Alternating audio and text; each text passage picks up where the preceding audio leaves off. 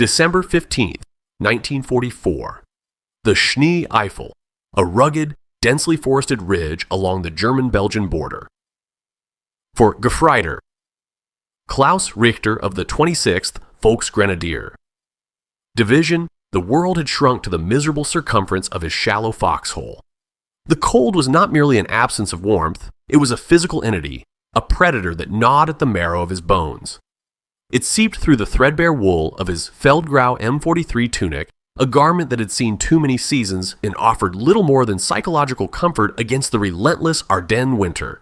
His Stahlhelm, perpetually cold, felt fused to the thin balaclava beneath it, and every exhale was a plume of white vapor that instantly crystallized on his eyelashes and the stubble on his cheeks. The air itself smelled of frozen pine needles, damp earth, and the faint, acrid tang of coal smoke from some distant, hidden command post. Below him, in the hollow of his gut, another predator gnawed, a deep, persistent hunger that had been his constant companion since the retreat from France. Breakfast, like most meals, had been a pitiful affair. A slice of dense, sawdust-like kummis brat, and a mug of steaming bitter liquid that was called coffee, but tasted more of roasted acorns and despair. He gripped the cold steel of his Maschinenpistole 40, the MP40, its familiar weight a small comfort in the oppressive silence of the forest. The weapon was a masterpiece of utilitarian design, its stamped metal receiver and folding stock a testament to Germany's need for mass-produced effective arms. But even its reliability felt fragile here. The oil in its mechanism grew thick and sluggish in the sub-zero temperatures, and Klaus had spent the morning meticulously cleaning it with a rag stiff with frozen grease, his fingers numb and clumsy. Around him, the other men of his squad were similarly entombed in their frozen burrows. He could see Erich, the new replacement barely 17, his face a pale oval of youthful anxiety, his knuckles white as he clutched his Karabiner 98K.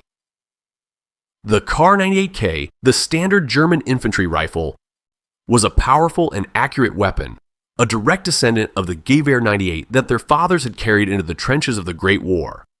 But its slow, bolt-action cycle was a death sentence in close-quarters combat against the American semi-automatic M1 Garand, a weapon Klaus had only heard in action, its distinctive 8-round ping a terrifying announcement of an empty clip and a fleeting opportunity.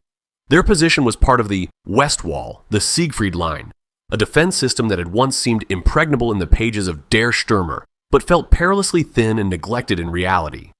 The concrete dragon's teeth were covered in snow, and the bunkers were damp, cold, and undermanned. They were a line of ghosts, watching the American positions across the Our River. The Americans were quiet, almost lazy in their routine.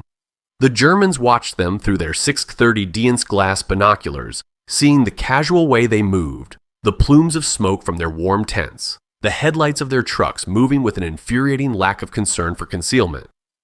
They were well-fed, well-supplied, and seemingly ignorant of the storm gathering just beyond the horizon. Klaus's own gear was a testament to Germany's dwindling resources. His boots, the leather cracked and worn, were stuffed with newspaper for insulation, a futile gesture against the wet cold that left his feet as numb as blocks of wood. His greatcoat was a relic from a dead man, its collar frayed and a poorly patched hole on the back marking the spot where a piece of shrapnel had ended its previous owner's war. His ammunition pouches contained only 4 spare 32-round magazines for his MP40, 128 rounds to decide his fate. It felt like an insultingly small number. The silence was broken by the guttural cough of a lone Opel Blitz truck, its engine struggling against the cold as it ground its way up a hidden track behind their lines. The sound was a welcome distraction, a reminder that they were not entirely forgotten. But the truck brought no relief, only more rumors. Whispers passed down the line from one frozen soldier to the next, words of a great offensive, a final gamble to turn the tide. Wacht am Rhein, watch on the Rhine. It sounded grand, Wagnerian.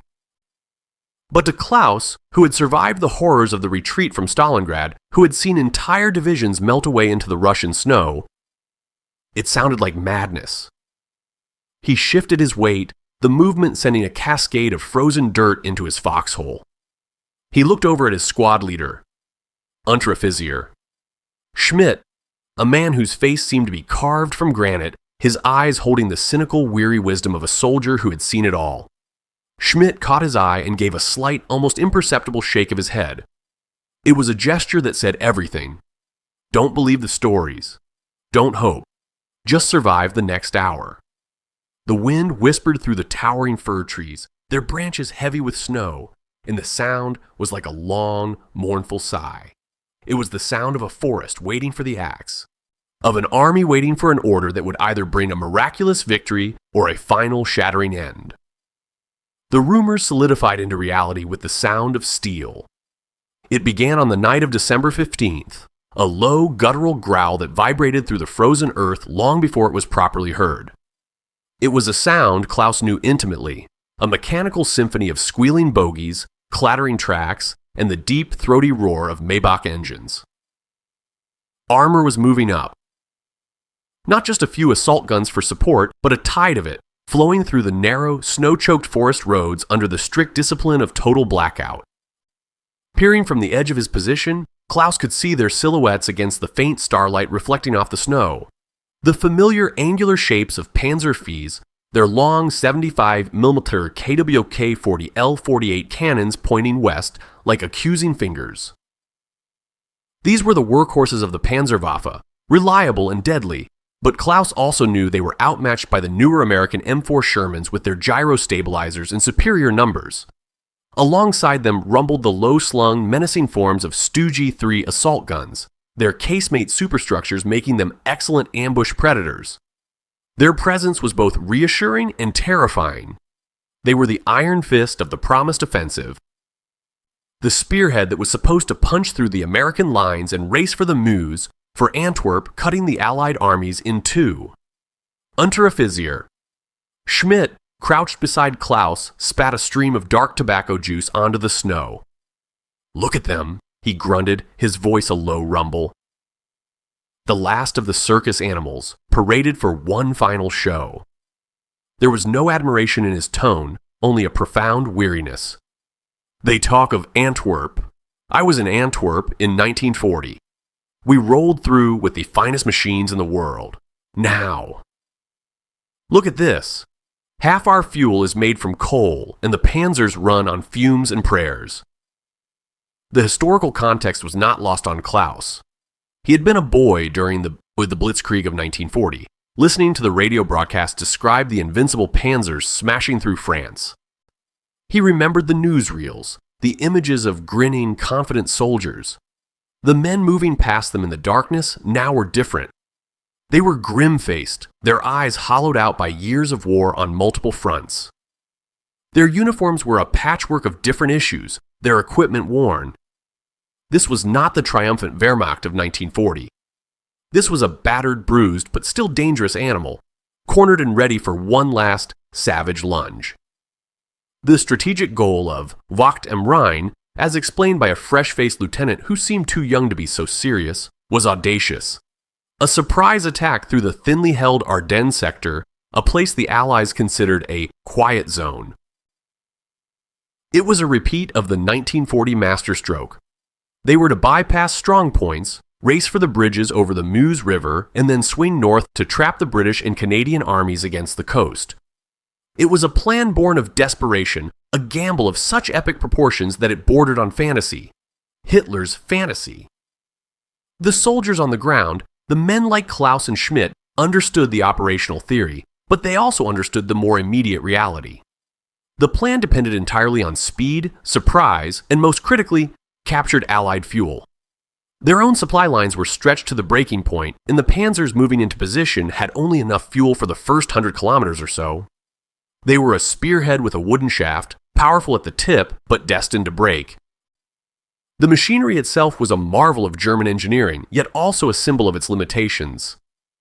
The Panzer IV Ausf H moving past was a 25-ton beast, its sloped frontal armor and side skirts, Schürzen, designed to defeat Soviet anti-tank rifles.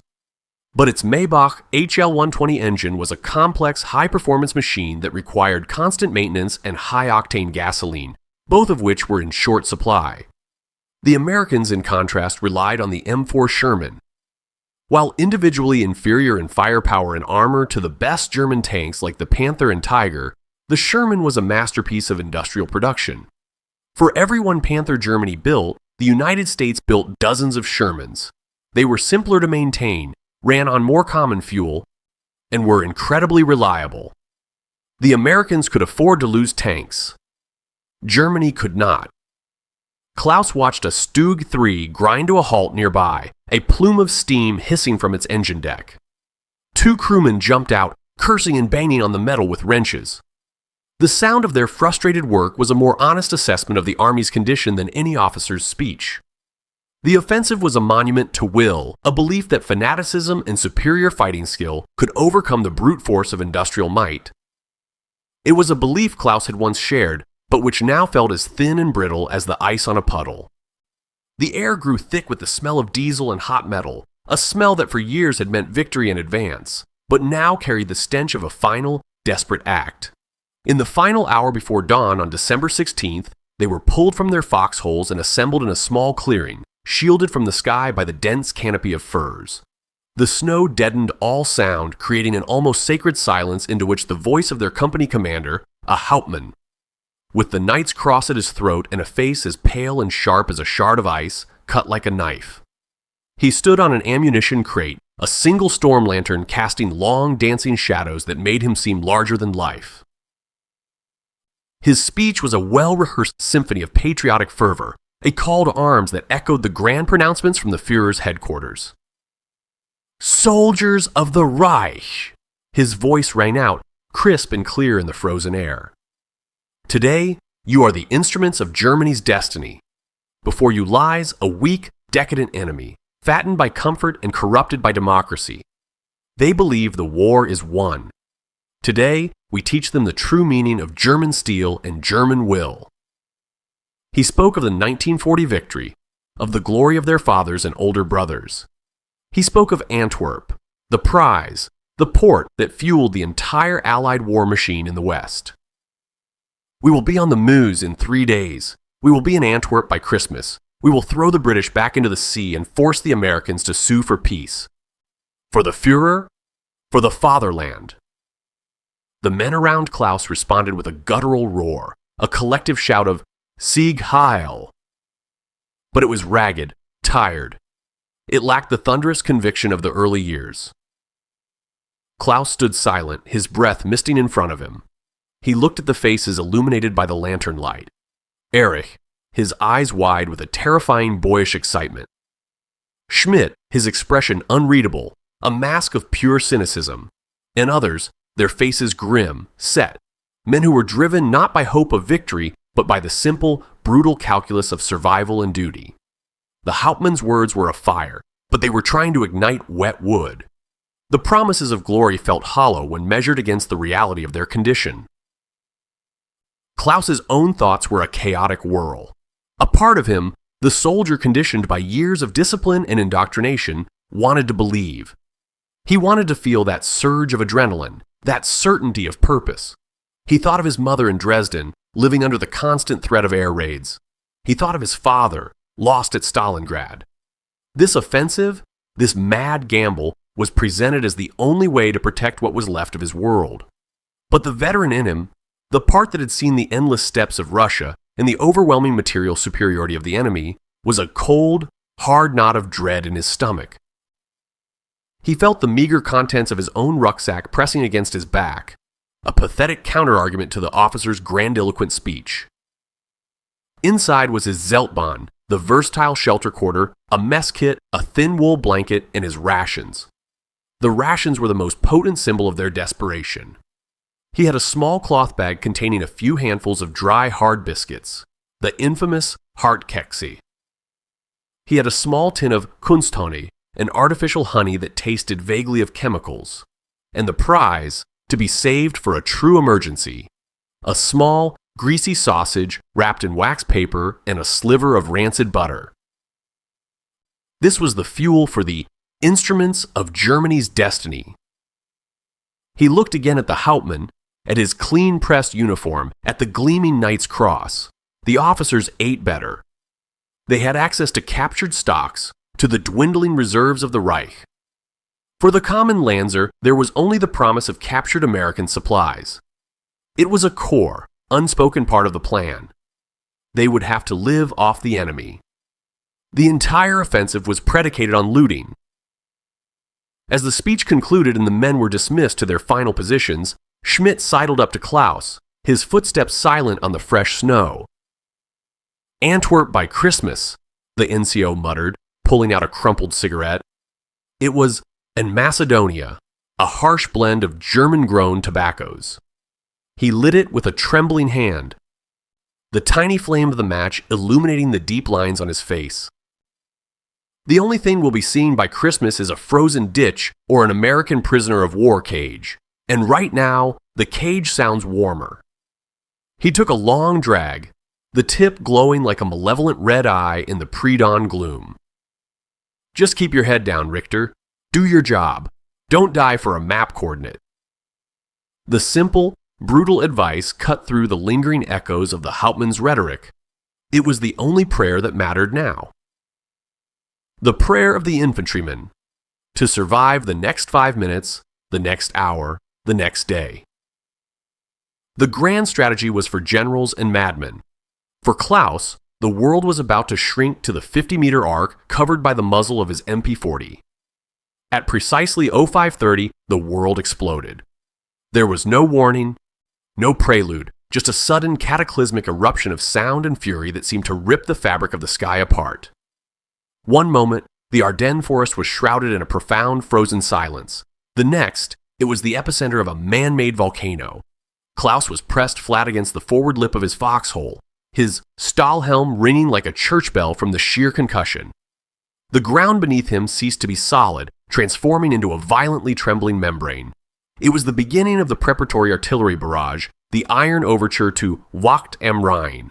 From hidden positions all along the front, over 1,000 German guns from the Workhorse 10. 5 Max LEFH-18 field howitzers to the terrifying, deep-throated 21 cm Mörser 18s and the infamous Nebelwerfer rocket launchers unleashed hell upon the unsuspecting American lines. The sensory overload was absolute. The sound was not a series of distinct reports, but a single, continuous, deafening roar, a physical force that hammered at his chest and vibrated deep within his teeth and bones. It was impossible to think, impossible to speak. The sky to his rear, which had been inky black, was now strobing with a relentless, flickering orange-yellow light as battery after battery fired in sequence. Each muzzle flash was a miniature sunrise, momentarily illuminating the snow-laden trees in a ghostly, hellish glare. He could hear the shells passing overhead, a sound like gigantic bolts of silk being torn in two, a screeching, ripping noise that was followed moments later by the distant, crumping thunder of their impact on the American positions across the river. Interspersed with this was the unique and horrifying sound of the Nebelwerfers. He could hear the rockets igniting in their tubes with a deep whoosh, followed by a demonic, shrieking wail as they arced through the sky.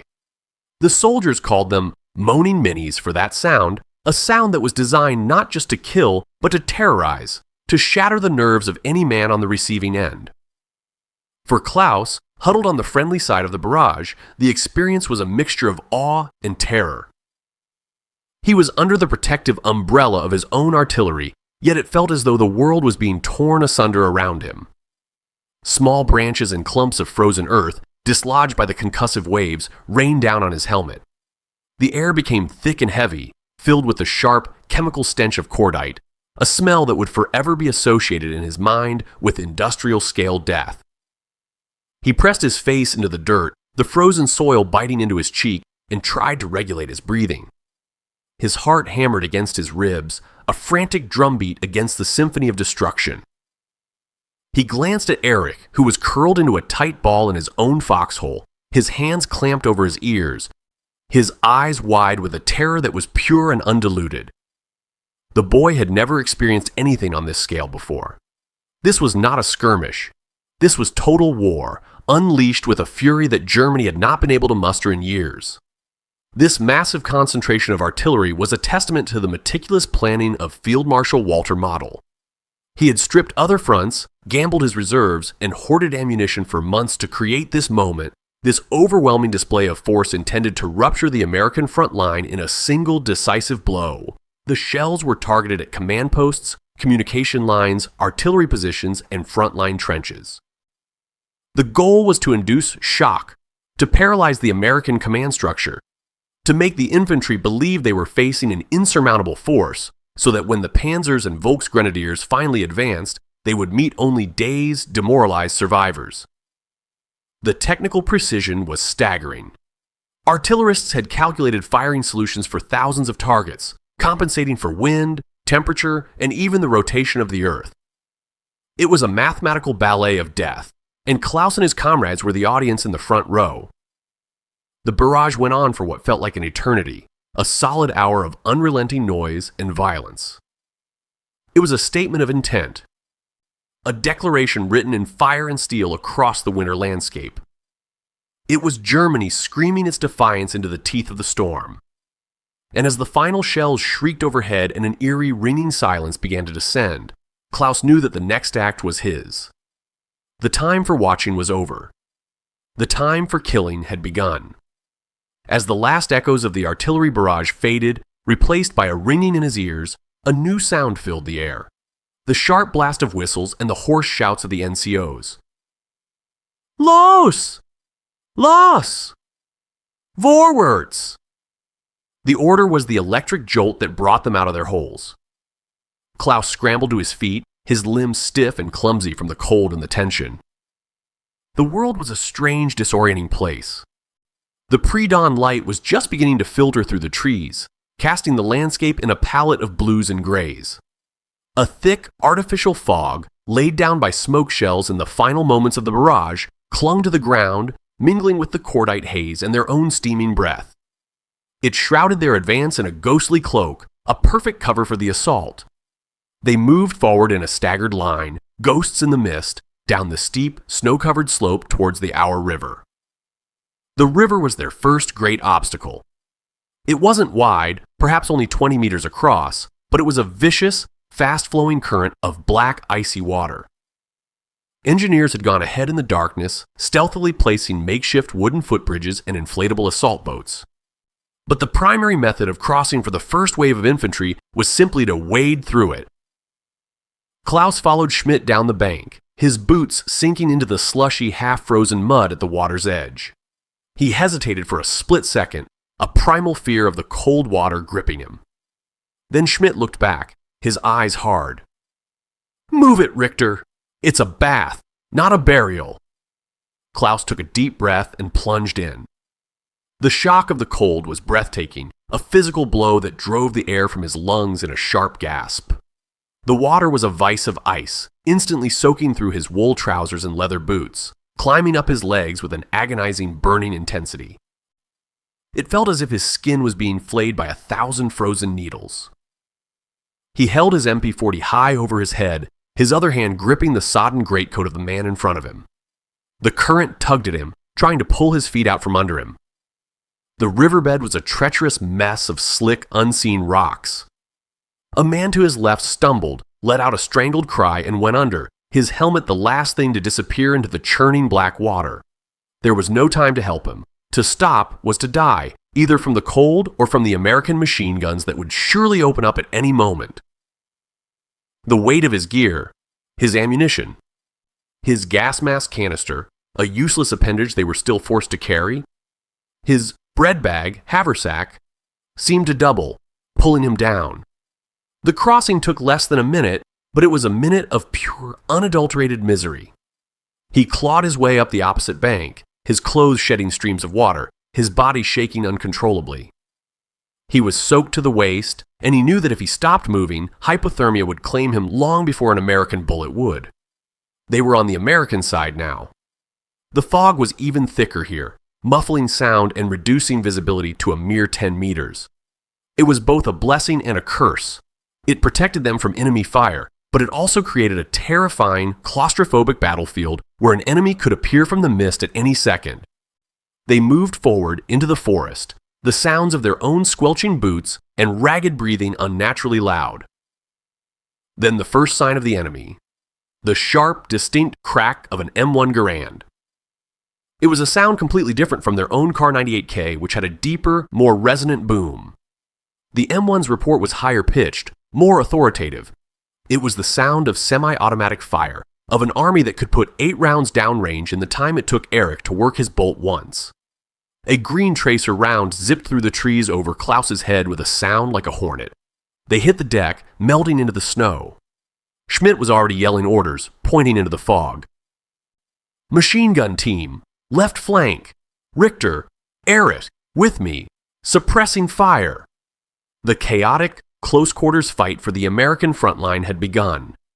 The fog was a great equalizer, negating the Americans' superior firepower to some extent and turning the battle into a series of brutal, intimate encounters between small groups of men, fighting blind in a world of white mist and red flashes.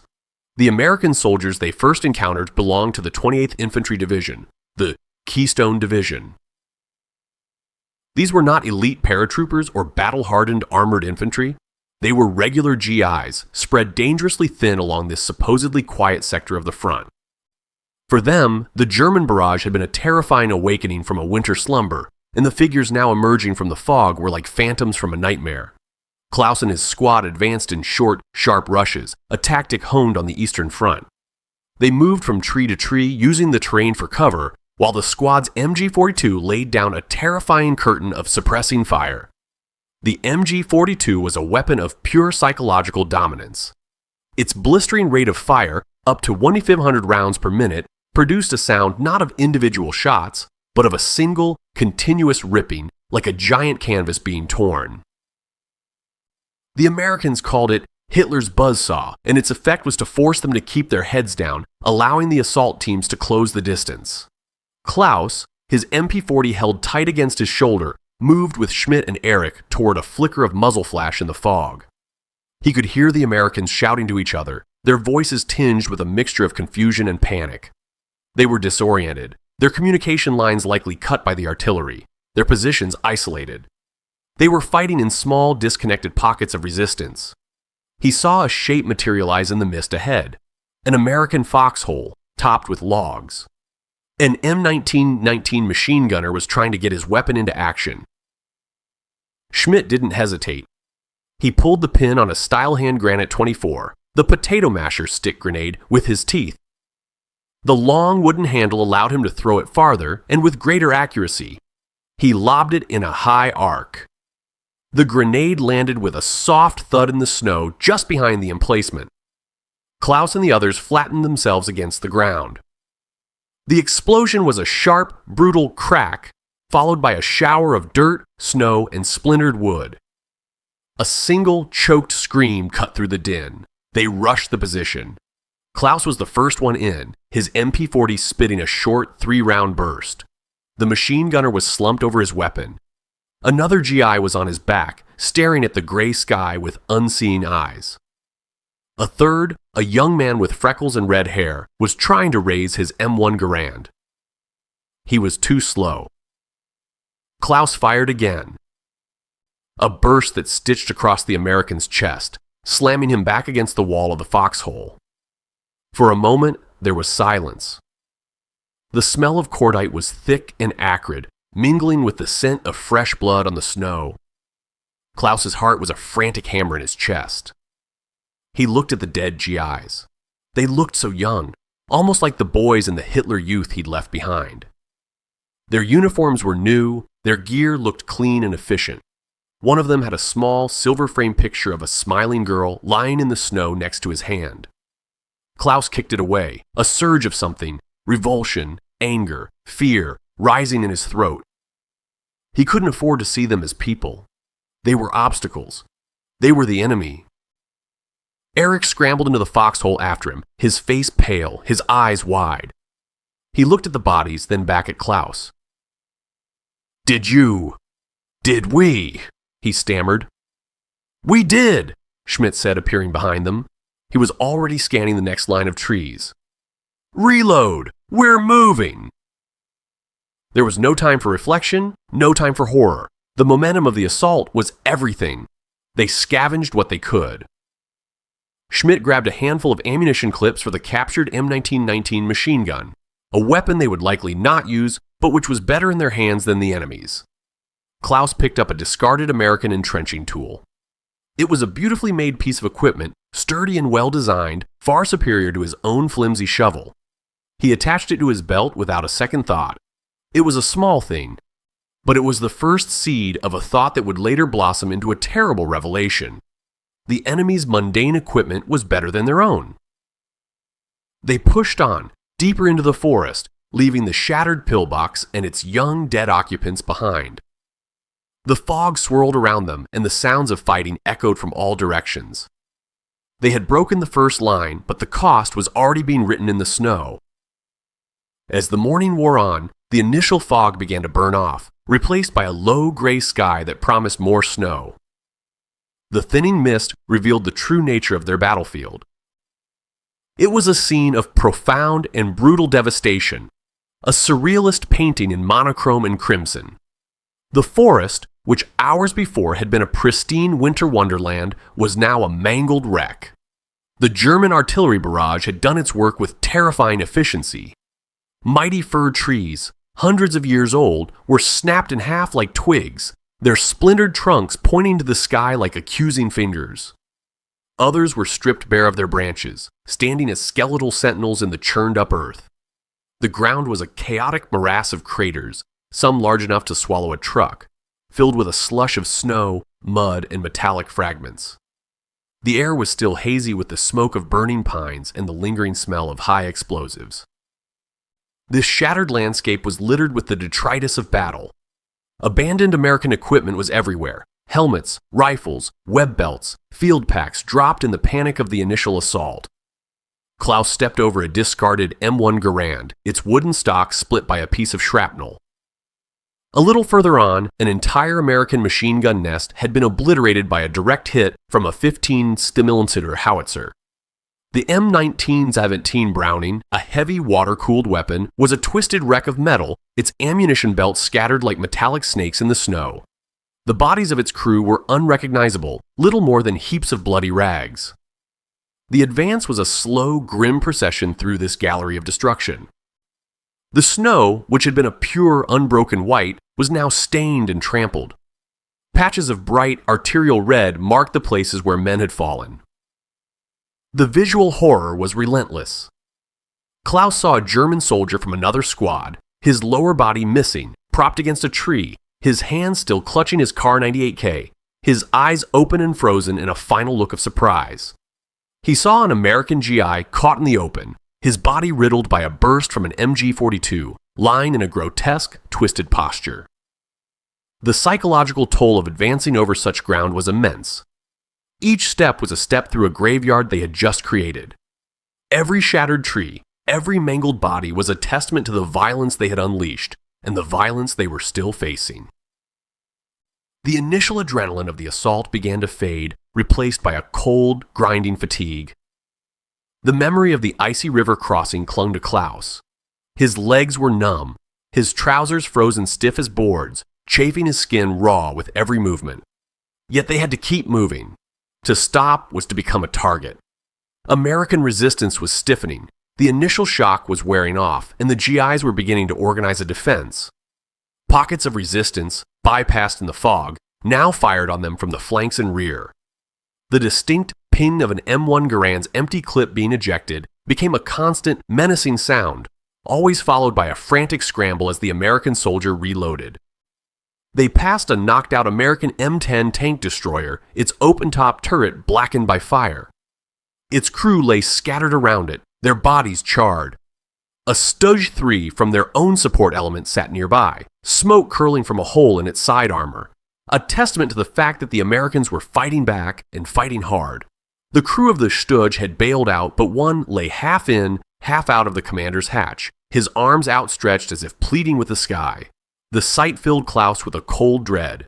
The panzers and assault guns were supposed to be their invincible spearhead, but they were vulnerable, just like the soft-skinned infantry. Schmidt kept them moving, his voice a constant, harsh rasp. "Don't look! Keep your eyes forward! Watch the trees!" He was trying to keep them focused, to to prevent the horror from paralyzing them, but Klaus couldn't help but look. This was the reality of the glorious offensive. It wasn't clean lines on a general's map. It was this, a frozen bloody forest filled with dead boys and shattered machines, a landscape of white and red. Attached to their company for the breakthrough phase was a platoon of Sturmgeschütztruppierers der Eigetkundigkeitsbaudiras assault guns. These Leichtways, low-slung, turretless vehicles were the unsung heroes of the German army. Originally designed as mobile infantry support artillery, they had evolved into deadly tank destroyers, accounting for more enemy armor kills than any other German vehicle. For Klaus and the other Volksgrenadiers, the presence of a Stoogie was a massive morale booster. It was their personal, mobile fortress, a 24-ton steel beast that could obliterate enemy machine gun nests and bunkers with a single, well-aimed shot from its 75 mm Ristuke 40L48 cannon. The relationship between infantry and armor was symbiotic and deeply personal. The infantry protected the Stoogie from enemy soldiers with anti-tank weapons like bazookas, who could sneak up on its vulnerable flanks and rear. In return, the Stooge was their shield and their sledgehammer. As they approached a clearing where American resistance had solidified around a cluster of log cabins, their supporting Stoogie, number 214, rumbled forward. Klaus watched it from a distance of 50 meters, the ground vibrating with its passing. The machine was a purely functional, brutalist piece of design. Its welded steel plates were covered in a rough, anti-magnetic paste called Zimmerit, intended to defeat magnetic mines, giving its surface a distinct waffle-like pattern. Its tracks, wide and aggressive, churned the snow and mud into a thick porridge, leaving 2 deep furrows in its wake. On the engine deck at the rear, spare track links were stored, providing a modicum of extra protection. The commander, a grizzled lieutenant with a pair of binoculars permanently affixed to his eyes, stood exposed in the open commander's cupola, directing his crew and scanning for targets. He was the brains of the beast. The air filled with the clatter of its tracks and the deep, throaty roar of its V12 Maybach engine. The commander spotted the target, a heavily fortified cabin from which an American 50 caliber machine gun was spitting a stream of heavy, deadly rounds. He dropped down inside the cramped fighting compartment and slammed the hatch. His voice, tinny and distorted, would be shouting commands to his crew in the confines of the steel box. To the gunner, target coordinates. To the loader, the right type of shell. In this case, a spring granite, a high explosive round. The Stoogie lurched to a halt, its suspension creaking in protest. The long 75 mm gun, which had been traversed slightly to the right, swung back to face the target. The movement was slow, deliberate, menacing. For a few seconds, the machine was perfectly still, a predator taking aim. Klaus and his squad were pinned down, hugging the earth as the 50 caliber rounds from the cabin tore through the trees above their heads, sending splinters and branches raining down. They could hear the heavy thump, thump, thump of the American gun, a sound that radiated power and authority. Then the Stoogie fired. The blast was monumental, a physical blow that slammed into Klaus's chest and kicked up a wave of snow and debris. A huge orange-white flash erupted from the muzzle brake, followed by a thick cloud of white smoke that momentarily obscured the vehicle. The 75 mm shell crossed the 200 meters to the cabin in a fraction of a second. The impact was devastating. The log cabin didn't just explode, it disintegrated. The entire front wall vanished in a spray of splintered wood and fire. The heavy machine gun was tossed into the air like a child's toy. The firing stopped instantly.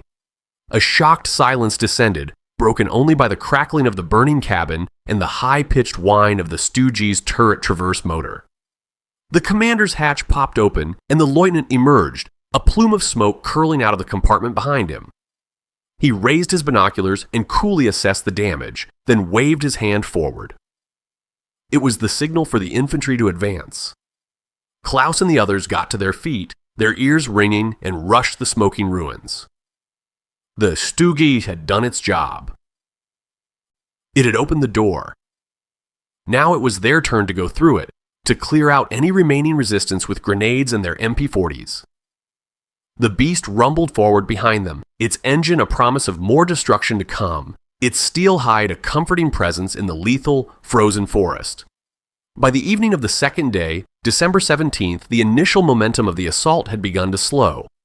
The German advance was now a series of brutal, grinding firefights for every village, every crossroads, every patch of defensible high ground. The element of surprise was gone. American resistance was fierce and increasingly organized, and the winter weather, which had at first provided cover, was now becoming a formidable enemy in its own right.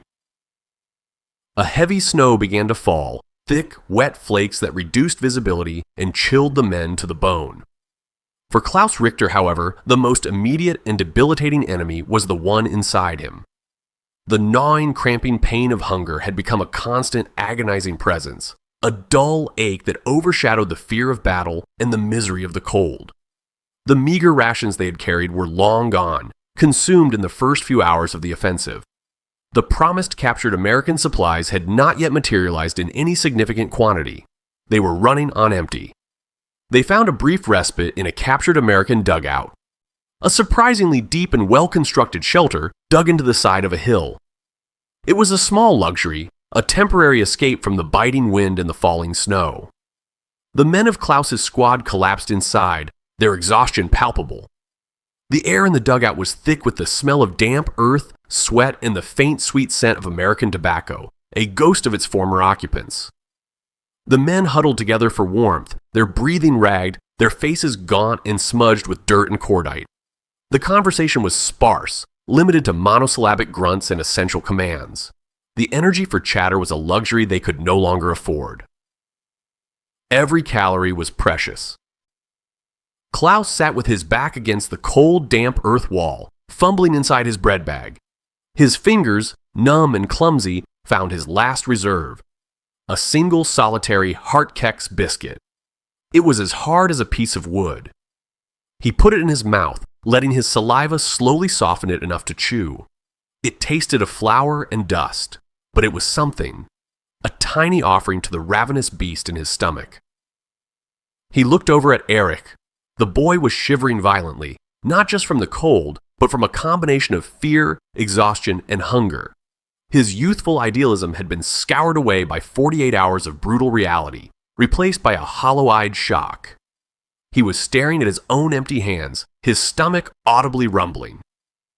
Klaus felt a pang of something, pity, responsibility, a shared sense of doom. He broke his precious biscuit in half, a difficult task that sent crumbs scattering onto his dirty trousers. He held out one of the pieces to Eric. "Here," he said, his voice a hoarse croak. Eric looked at the biscuit, then at Klaus, his eyes welling with tears. "No, Gefreiter. That's your last one." "Take it," Klaus insisted, his tone leaving no room for argument. "You're shaking apart. You're no good to us dead." Eric took the piece with a trembling hand and began to gnaw on it, weeping silently. Unteroffizier Schmidt watched the exchange from the corner, his face impassive. He was methodically stripping and cleaning his MP40 by the light of a small sputtering candle. "Wasting your food on the boy, Richter?" he asked, not looking up from his work. "He needs it more," Klaus replied simply. Schmidt grunted. "The Führer promised us a great victory. He said nothing of catering." He finished his work, reassembling the weapon with an economy of motion born of endless repetition. Then he looked around at the huddled, miserable men in the dugout.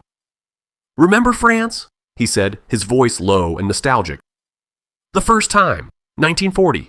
We had everything. Real coffee, French bread, cheese, wine. The people threw flowers at us. We were conquerors." He paused, a bitter smile twisting his lips. "Now look at us. Freezing, starving, fighting for a pigsty in a frozen forest. And the only thing being thrown at us is 105mm artillery." He leaned back, closing his eyes. "I dream of food," he confessed, his voice barely a whisper. "A piece of pork schnitzel, with potatoes, and a real beer. Not this piss water they give us." The simple, profound desire for a decent meal hung in the air, a longing more powerful than any grand strategic objective. They were not fighting for Antwerp or the fatherland anymore. They were fighting to find something, anything to eat. The hunger was a physical manifestation of their nation's condition, emaciated, exhausted, and running on fumes, driven forward by the sheer desperate will to consume or be consumed. The intelligence that when it came down the line was like a jolt of electricity through the exhausted company. It was passed from the Hauptmannreolipisa Kamelin Wadrechakio to the platoon lieutenants and then to the NCOs, a whisper of hope in the frozen wilderness. A forward American supply dump. Not a major logistical hub, but a company-level depot, located in a clearing less than 2 kilometers ahead of their current position. It had been identified by a reconnaissance patrol that had managed to slip past the American lines before being forced to retreat. The report was tantalizingly specific. Crates of rations, ammunition, and possibly fuel and medical supplies. It was an oasis in the desert of their deprivation. The strategic objective, the push towards the Meuse, suddenly became an abstract concept. The new all-consuming mission, the one that truly mattered to every man in the company, was the capture of that clearing.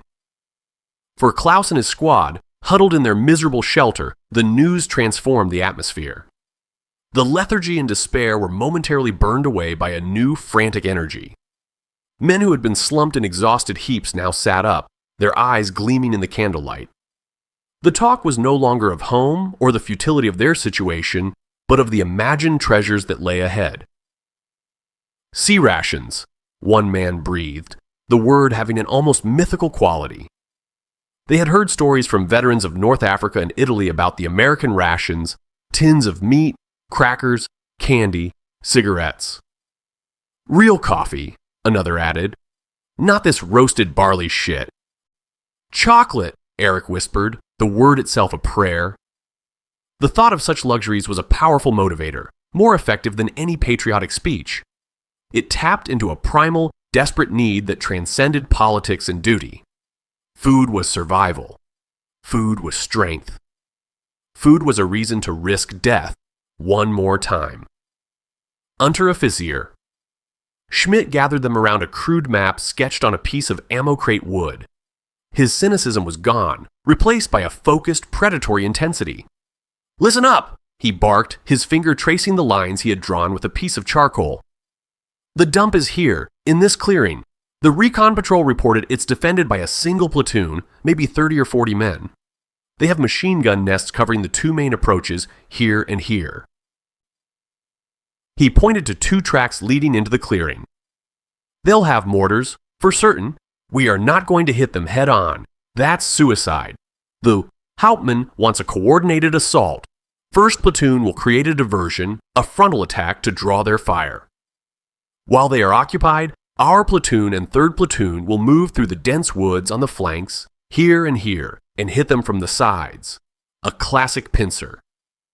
The tactical plan was sound, a textbook infantry assault. But in the Ardennes, nothing was simple.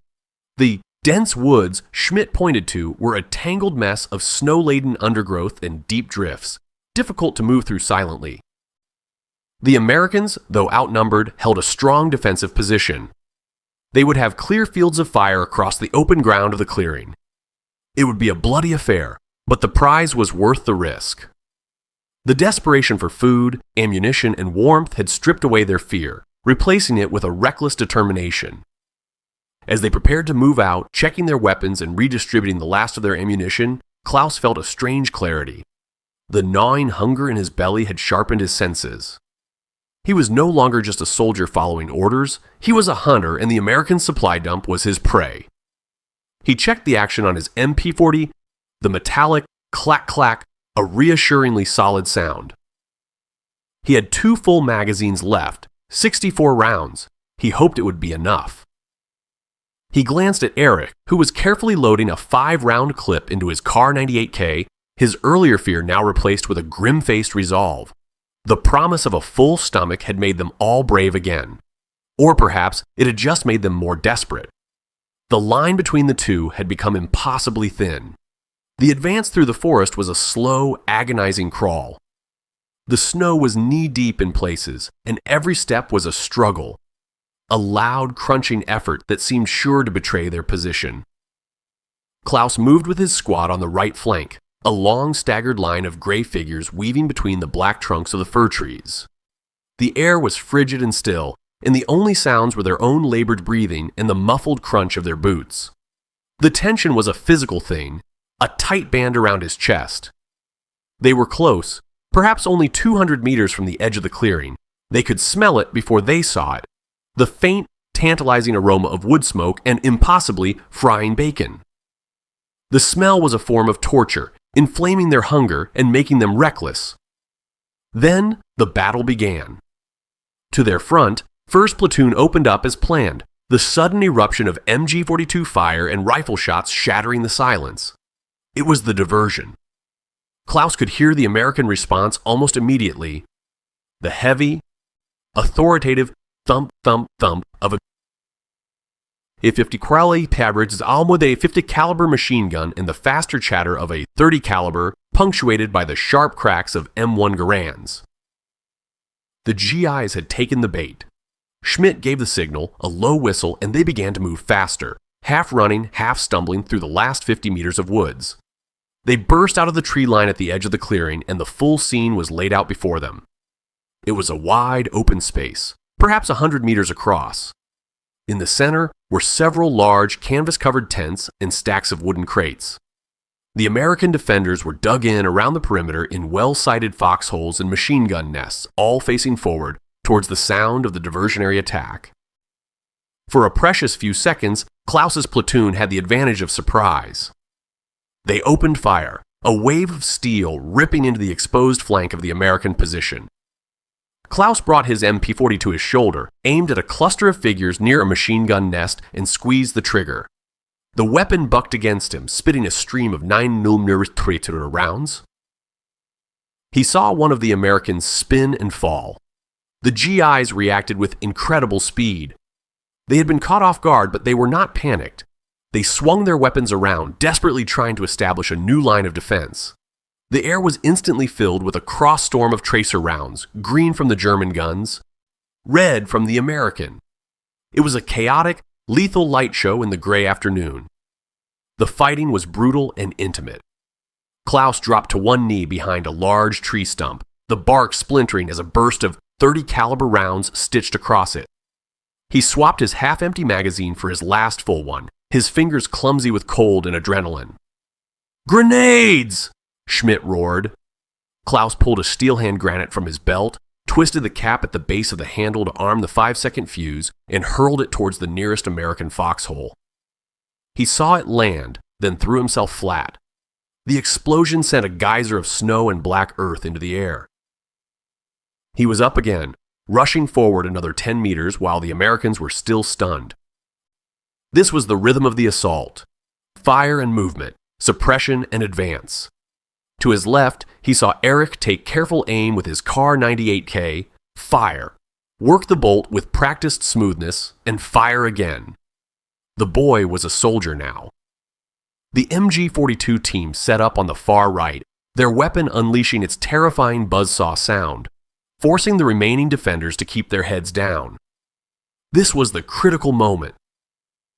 Under the cover of the machine gun's fire, Schmidt, Klaus, and a few others charged the final distance to the American line. Klaus leaped into a trench, landing on something soft. It was the body of a GI. He didn't look. He spun around, his MP-40 ready, and came face to face with an American sergeant, a big man with a Colt. .45 pistol in his hand. Time seemed to slow down. Klaus saw the man's eyes widen, saw the pistol coming up. He fired first. The short burst from the MP-40 caught the American in the chest, throwing him backwards against the trench wall. The Colt discharged into the air with a deafening roar. Klaus stood there, his ears ringing, his breath coming in ragged gasps, the smell of gunpowder sharp in his nostrils. The fight for the supply dump was not over, but they had breached the perimeter. The prize was almost within their grasp. The firefight for the clearing raged for another 20 minutes, a chaotic, brutal affair of close-quarters combat. The American platoon, though flanked and outnumbered, fought with a stubborn ferocity that surprised the Germans. They gave ground grudgingly, fighting from one foxhole to the next, from behind one stack of crates to another.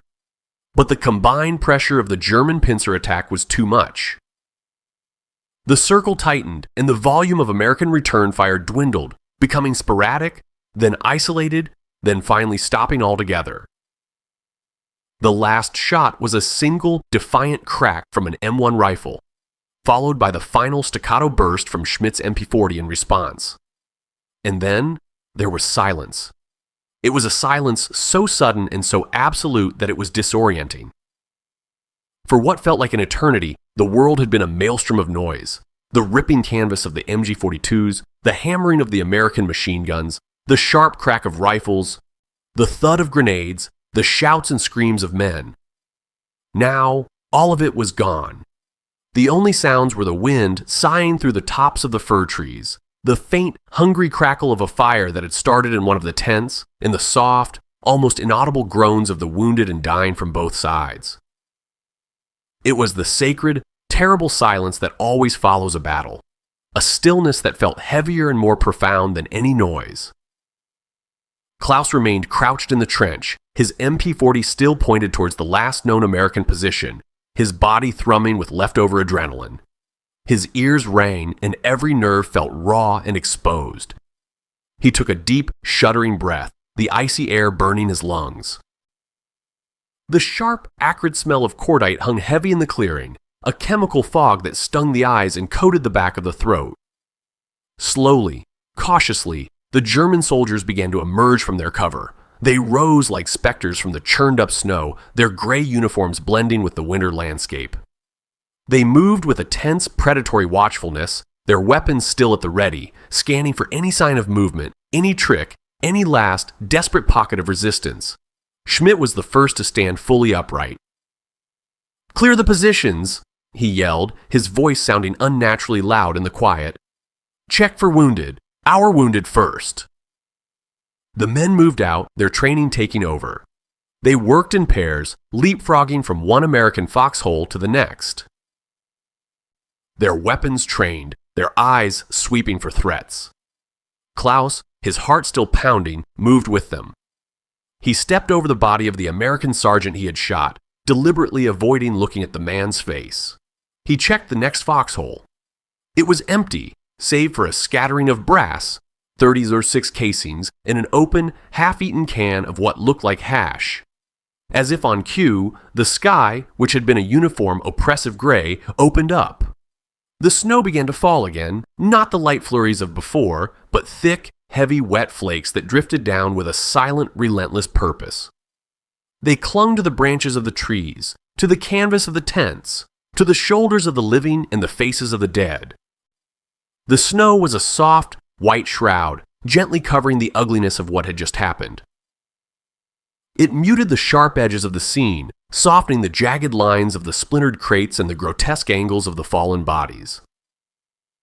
It began to fill the footprints and the shell craters, slowly erasing the evidence of the violent struggle, returning the clearing to a state of false peace. The falling snow intensified the silence, muffling the world, creating a sense of isolation and finality. The battle was over. The prize was won. But as Klaus stood in the middle of the clearing, the snow melting on his hot face, a strange sense of anticlimax washed over him. He felt only a profound, bone-deep weariness and the lingering, metallic taste of fear in his mouth. With the clearing secured and sentries posted, a new kind of energy began to suffuse the exhausted German soldiers. It was a feverish, almost giddy anticipation. The objective of their bloody assault lay before them, the American supply dump. It was larger than they had imagined. Not just a few haphazard piles, but a neatly organized, almost casual display of logistical wealth. There were at least a dozen large conical tents, their canvas flaps tied shut. But the main prize was the stacks of crates, hundreds of them, piled chest-high in long, neat rows. They were mostly wooden, of varying sizes, stenciled with American military markings, ordnance symbols, serial numbers, and destinations that meant nothing to the German infantrymen. For them, these markings were like runes promising untold riches. The men approached the stacks cautiously at first, as if they couldn't quite believe it was real, as if it might be a booby-trapped illusion. Unteroffizier. Schmidt, ever the pragmatist, was the first to break the spell. He walked up to one of the larger wooden crates and examined it. "Ammunition," he grunted, pointing at the ordnance symbol. "We'll get to that later. Find the food." He moved to a smaller, squarer crate and jammed the bayonet from his Kar 98K into the seam of the lid, using it as a lever. The wood groaned and splintered. With a final heave, the lid popped off. Schmidt, Klaus, Eric, and a half-dozen other soldiers crowded around, peering into the crate like children on Christmas morning. What they saw inside made them gasp. The crate was filled with dozens of small, tightly packed cardboard boxes. Each box was a dark olive drab color with the simple words U.S. Army Field Ration K printed on the side. Klaus had heard of these. K-rations, a complete, scientifically designed meal for a soldier in the field. He reached in and pulled one out. It was a wax-coated box, surprisingly heavy for its size. There were 3 types he saw as others pulled them out: breakfast, dinner, and supper, printed on the ends. It was a level of organization and forethought that was simply staggering. German rations were a haphazard collection of whatever was available. A lump of bread, a piece of sausage, a bag of dried peas. This American ration was a complete, self-contained system. Erich, his hands trembling with excitement, tore open a supper unit. The contents spilled out onto the snow, and the men gathered around stared in silent awe. Inside the main box was an inner cardboard carton, which in turn contained an astonishing variety of items, each individually wrapped. There was a small flat tin of processed cheese, a packet of 4 rectangular biscuits, a compressed, foil-wrapped block of something called a D-ration, an emergency chocolate bar, a small packet of soluble coffee powder, 4 cigarettes, a book of matches, a stick of chewing gum, and even a small, folded piece of toilet paper. The sight of it all, the sheer completeness and quality of this single individual meal, was a more profound shock than the firefight had been. It was an artifact from another world, a world of unimaginable abundance. They were fighting a war on stale bread and ersatz coffee, while the enemy provided their soldiers with cheese, chocolate, and chewing gum for a single meal in the field. Klaus picked up the foil-wrapped chocolate bar. He turned it over in his hands. It felt solid, heavy. He couldn't remember the last time he had seen, let alone tasted, real chocolate. It had been years. Chocolate was a luxury reserved for U-boat crews and high-ranking party officials. And here it was, a standard-issue item for the lowest American GI. A deep, unsettling silence fell over the small group of soldiers. The initial, giddy excitement of discovery was beginning to be replaced by a more complex, more disturbing emotion. It was a dawning comprehension of the vast, unbridgeable gulf that separated their world from the enemy's. This wasn't just a supply dump, it was a revelation. It was the evidence of an industrial and economic power so colossal that it could afford to treat its common soldiers with a level of care and provisioning that was reserved for generals in the Wehrmacht. The hoard was unlocked, but what it revealed was more than just food. It was a terrifying truth about the nature of the war they were fighting. The spell of stunned silence was broken by a single, primal act. A soldier, a gaunt corporal from another squad, ripped open a tin of processed cheese with his trench knife and scooped out a gob with his filthy fingers, stuffing it into his mouth. He closed his eyes, a look of pure animal bliss on his face. That was the signal. The dam of military discipline broke, and the men descended on the crates like a pack of starving wolves. They were no longer soldiers of the 26th Volksgrenadier Division. They were simply hungry men, driven by a need so profound it erased everything else. They pried open more crates of K-rations, tearing into the boxes, their movements frantic and greedy. The snow around the supply dump became littered with discarded cardboard, wax paper, and foil wrappers. Klaus found himself caught up in the frenzy. He opened the supper unit he had been holding. He carefully unwrapped the D-ration bar. It was a dense, dark brown block of chocolate engineered by the Hershey Company to be high in energy and resistant to melting. He broke off a piece and put it in his mouth. The taste was overwhelming. It was slightly bitter, not overly sweet, but it was unmistakably, gloriously real chocolate. The rich flavor of the cocoa exploded on his tongue, a taste he associated with childhood, with peace, with a world that no longer existed. It was so intense it almost brought tears to his eyes.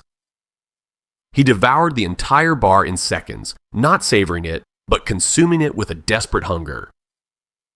Next, the cheese. He opened the small tin.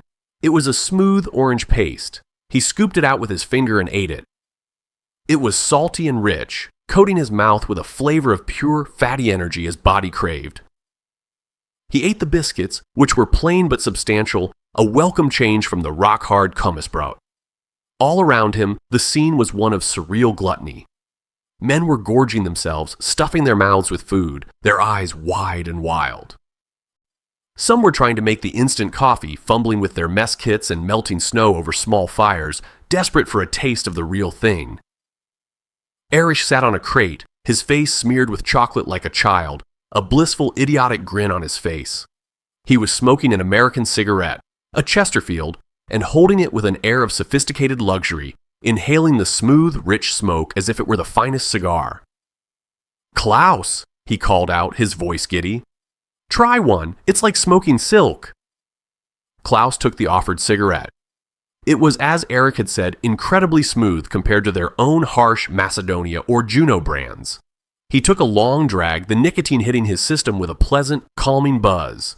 But as he ate and smoked, a feeling of profound unease began to creep over him, an intellectual and emotional indigestion that soured the feast.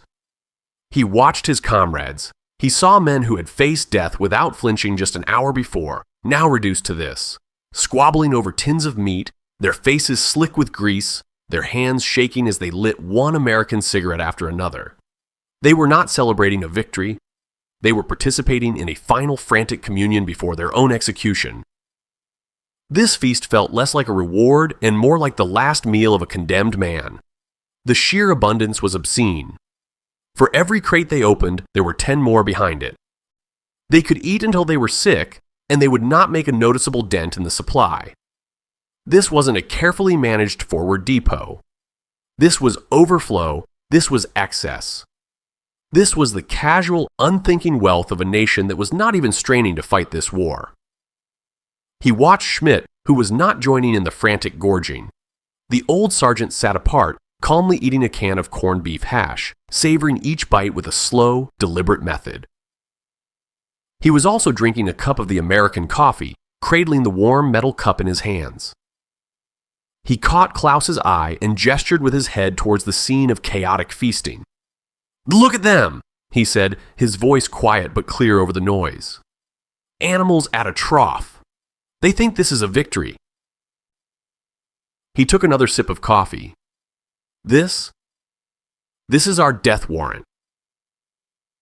Klaus understood exactly what he meant. The rich food in his stomach suddenly felt like a lead weight. The chocolate left a bitter aftertaste in his mouth. The feast was a lie. It was a beautiful, delicious, and utterly devastating lie that revealed the hopelessness of their cause more clearly than any defeat in battle ever could. After the initial desperate frenzy of eating had subsided, the soldiers, their bellies full for the first time in months, began to explore the rest of the captured American depot. Their search, now driven by military necessity and a morbid curiosity, revealed a level of material superiority that was even more shocking than the food. If the K-rations were a statement of America's wealth, the rest of the supplies were a testament to the terrifying, unstoppable power of its industrial might. Schmidt, ever the professional NCO, organized a systematic inventory. "Ammunition is the priority," he ordered, his voice regaining its command authority. "Whatever we can't carry, we destroy. I don't want these Amis resupplying with their own bullets." They began with the long crates that Schmidt had first identified. Prying them open revealed not just boxes, but entire metal spam cans of ammunition, hermetically sealed against the elements. One crate contained thousands of rounds of .30-06 ammunition, neatly packed in 8-round en-bloc clips for the M1 Garand. Another held belts of .30 caliber rounds for the Browning machine guns. A third, larger crate was filled with linked belts of .50 caliber ammunition, each round as thick as a man's thumb, a terrifyingly powerful cartridge that could tear through a German half-track as if it were cardboard. They were stacked 10 high. Klaus stared at the endless rows of brass and copper, gleaming in the dull afternoon light. His own ammunition pouch felt pathetically light in comparison. They were fighting with carefully counted bullets, while the Americans measured theirs by the ton. They moved on. They found crates filled with Mk2 pineapple fragmentation grenades, each one a small cast-iron package of death. There were boxes of rifle grenades, mortar rounds for 60mm and 81mm mortars, and white phosphorus grenades for screening and incendiary purposes. There were crates of anti-tank mines and bazooka rockets. The sheer volume was staggering. This single, company-level supply point contained more ammunition than their entire battalion had been issued for the start of the offensive. It was an arsenal without apparent limit. It spoke of a supply chain that was not just functional, but overflowing. It was the product of factories that ran 24 hours a day, of a nation that had converted its immense civilian industrial capacity into a weapon of war with an efficiency that was terrifying to behold. The discovery continued. In one of the tents, they found medical supplies. Not just the simple field dressings and morphine syrettes that German medics carried, but entire kits for surgery. There were boxes of sterile bandages, bottles of plasma, sulfa powder, penicillin, a miracle drug the German army had barely heard of, and surgical instruments of gleaming stainless steel. They could have equipped a battalion aid station from this single tent.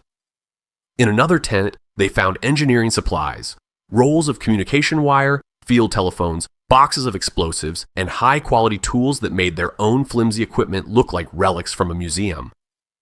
But perhaps the most demoralizing discovery was the fuel. Stacked behind the tents were hundreds of 5-gallon steel containers, the ubiquitous jerry cans, ironically, a design the Allies had copied from the Germans. They were filled with high-octane gasoline. Enough fuel, Klaus calculated, to get their division's remaining Stuas and armored vehicles another 50 kilometers towards the Meuse.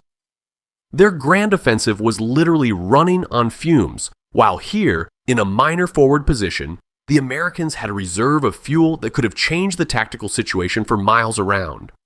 The men moved through this landscape of plenty in a kind of daze. The initial excitement was gone, replaced by a sullen, resentful silence. Every new discovery was another nail in the coffin of their morale. They were like primitives who had stumbled upon the treasure of a god, a treasure that was so vast and so powerful that it only served to highlight their own poverty and insignificance. They were not fighting another army. They were fighting a different species, a creature of industry and mass production that they could not hope to defeat. They could win battles, they could kill American soldiers, they could be brave and cunning and tough. But they could not bomb the factories in Detroit. They could not sink the Liberty ships that crossed the Atlantic in an endless convoy. They could not stop the tide of material that was pouring into Europe. This little clearing in the Ardennes was just one tiny drop from that overwhelming flood. And standing in the middle of it, Klaus felt like he was drowning. Amid the crates of ammunition and the tents filled with supplies, there was another, more personal category of American abundance: clothing and personal equipment. Discarded in the haste of the retreat or stored as replacement stock, it was a treasure trove for the freezing German soldiers. Their own winter gear was a pathetic joke against the Ardennes weather. Most, like Klaus, had only their standard wool uniform, a greatcoat of dubious quality, and perhaps a sweater knitted by a loved one. Their boots were notoriously inadequate for the wet and cold, leading to widespread cases of trench foot. What they found in one of the supply tents was a revelation in military textile technology. There were stacks of wool blankets, thick and soft, and a world away from their own thin, scratchy ones. There were boxes of new wool socks, spare boots, and something they had never seen before: rubber overshoes designed to be worn over the standard combat boot, a simple, brilliant solution to keeping feet dry. But the ultimate prize, the item that drew the most envious stares, was the American winter clothing. They found piles of M1943 field jackets. Klaus picked one up. The difference was immediate and palpable. His own greatcoat was heavy and stiff, made of coarse, shoddy wool that absorbed water and became an impossibly heavy, cold burden. The American jacket was made of a dense, wind-resistant cotton sateen, dyed a functional olive drab. It was lighter, more flexible, and clearly water-repellent. He looked at the tag. It had multiple layers, a lining of warm poplin, and was designed to be worn with a separate pile liner for extreme cold. It was a system, not just a single garment. It was clothing designed by engineers, not just quartermasters. Klaus saw another soldier, a veteran with one eye, shuck off his own worn coat and pull on an American officer's trench coat. It was a beautiful garment, long and double-breasted, with a thick wool liner. The soldier buttoned it up, a look of profound satisfaction on his face. It was warm. It was dry. It was better in every conceivable way than what the fatherland had provided him to fight and die in. Klaus felt a surge of cold, hard anger. He was a German soldier, a veteran of the Eastern Front, and he was freezing to death in a uniform that was falling apart, while the enemy, the soft yet decadent enemy, was equipped for a winter expedition. He stripped off his own damp, smelly greatcoat and let it fall into the snow. He found an M1943 jacket that was roughly his size and put it on. The sensation was extraordinary. The moment he slipped his arms into the sleeves, he felt the difference. The jacket was insulated, instantly trapping his body heat. It was comfortable, allowing for a full range of motion, unlike his own restrictive tunic. He buttoned it up. The zippers were heavy-duty, the buttons large and easy to manipulate with cold fingers. It had 4 large, practical pockets on the front. He put his hands in them. They were lined with wool.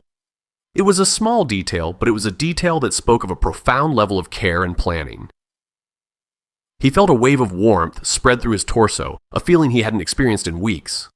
It was a purely physical pleasure, but it was deeply unsettling. He was wearing the enemy's skin. The olive drab color was jarringly different from his own feldgrau.